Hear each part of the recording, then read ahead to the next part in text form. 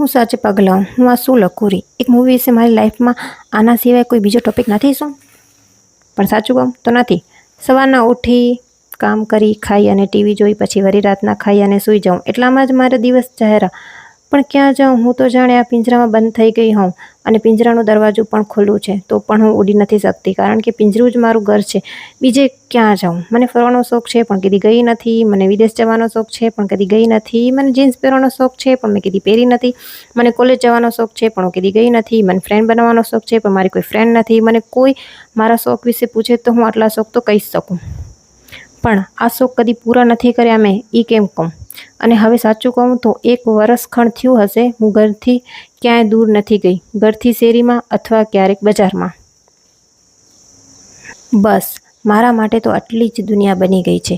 પણ સાચે આટલી દુનિયા નથી અને મને સાચી દુનિયા જોવી એ ખબર નથી આ શોખ ક્યારે પૂરા થશે. આશા નહીં છોડું કારણ કે રાંઝણા જોવાની આશા હતી એટલે જોવા મળી. શું ખબર દુનિયા ઘૂમવા પણ મળી જાય. Okay bye. જો ભી હોગા આઈ વિલ બી હેપી.